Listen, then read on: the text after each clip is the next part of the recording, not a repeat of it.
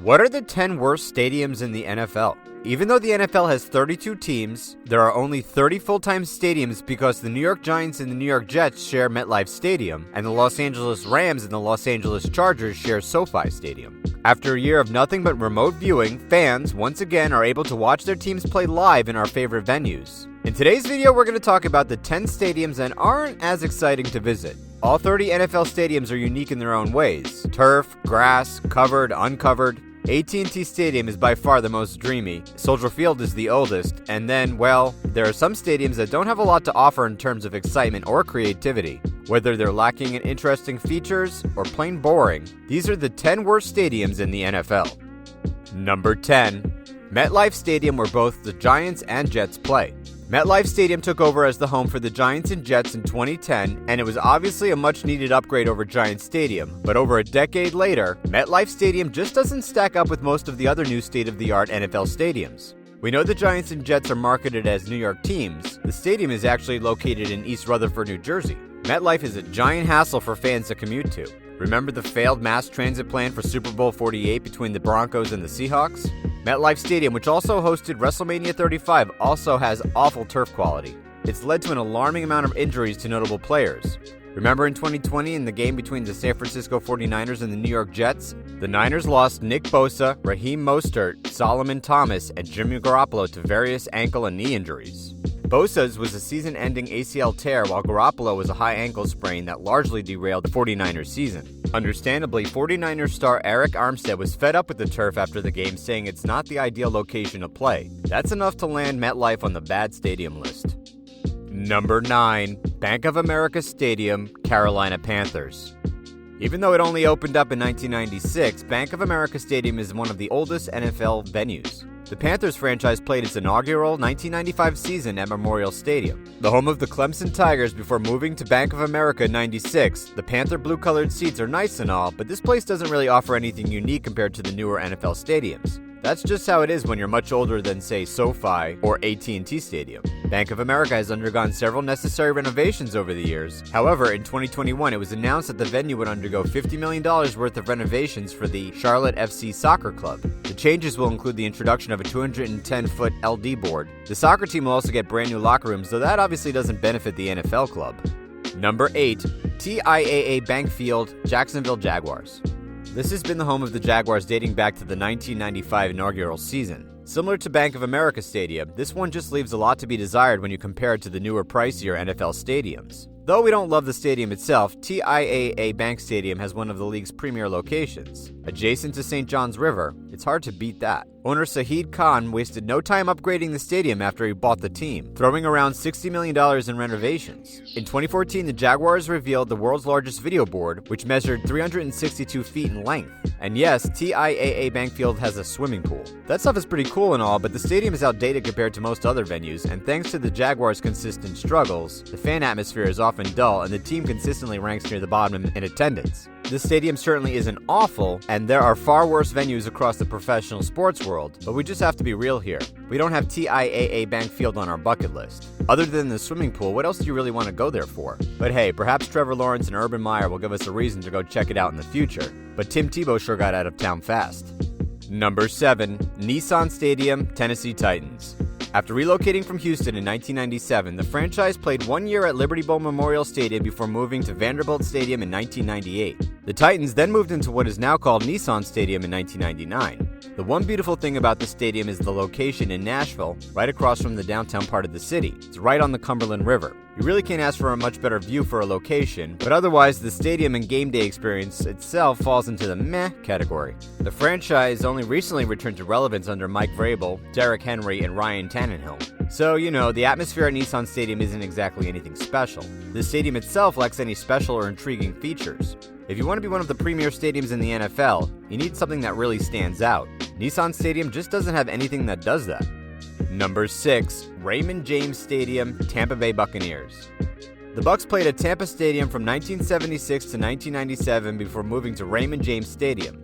This stadium is highlighted by its giant pirate ship, which measures 103 feet in length. Other than the pirate ship, not too much is going on. Raymond James Stadium really doesn't have a whole lot to offer. It does have a special piece of history, though. In the 2020 season, the Bucs became the first team to play in and win the Super Bowl in their own stadium, defeating the Kansas City Chiefs in Super Bowl 55. And 2 months later, the stadium hosted WrestleMania 37, but Raymond James Stadium usually ranks near the bottom third of NFL stadium rankings. The quality of the field is fine, but again, it doesn't have any other features that stand out aside from a pirate ship.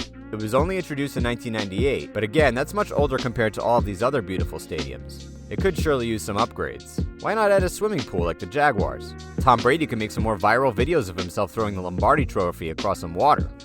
Number 5. FirstEnergy Stadium, Cleveland Browns.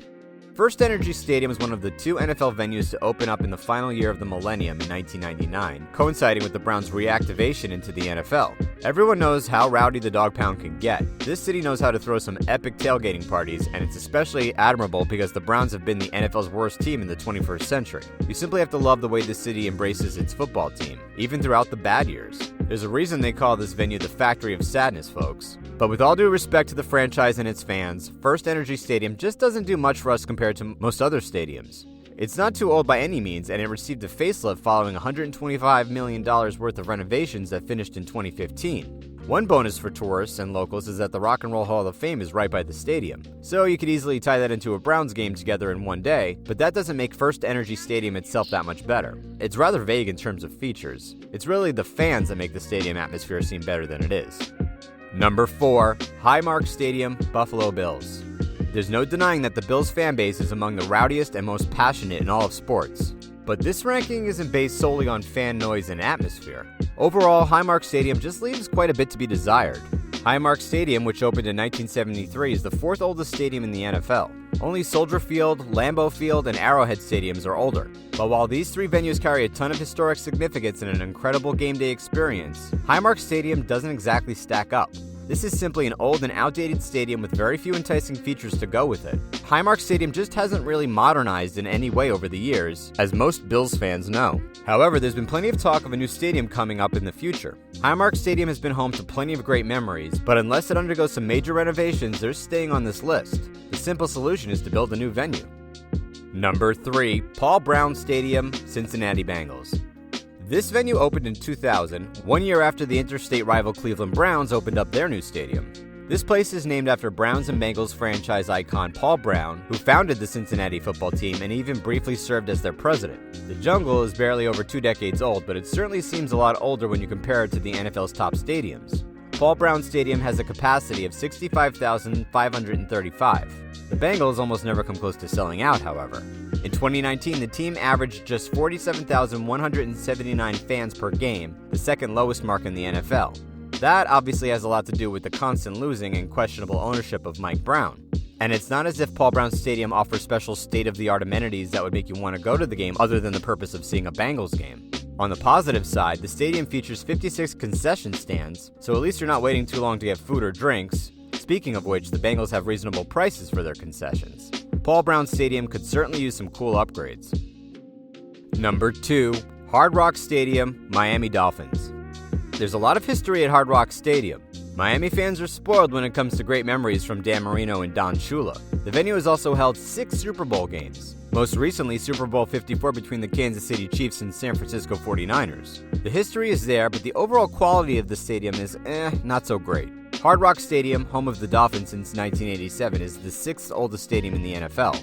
There are several issues that stand out. For one, the stadium is in Miami Gardens, not downtown Miami, so it's not exactly the easiest place to commute to, and that means long traffic waits before and after the games. There isn't a whole lot to see outside of the stadium either. If you do a simple Google search of an aerial view, you'll see a ton of parking spaces surrounding Hard Rock Stadium and not a whole lot else. The field conditions are among the worst too. Just look at Super Bowl 41 between the Colts and Chicago Bears. It was so tough to watch, but such is life in this city that's very prone to heavy rainfall. There's been plenty of renovations over the years, but those haven't done much in terms of changing the public opinion of Hard Rock Stadium. It consistently ranks near the very bottom of the list when it comes to current NFL stadiums. And the worst stadium on our list is FedEx Field, home of the Washington football team. Dan Schneider just might be the worst owner in professional sports, so it's only fitting that his football team has what is quite literally the undisputed worst stadium in the NFL. FedEx Field is located in Landover, Maryland. It opened in 1997, although one step inside you'll think you took a time machine back to 1970.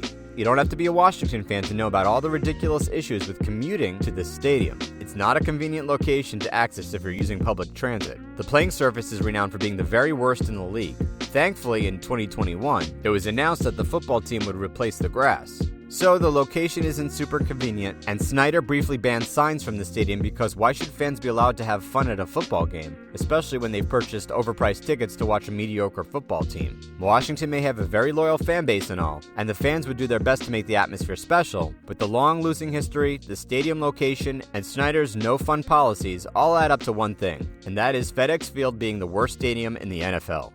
But hey, which do you think is the worst stadium in the NFL right now?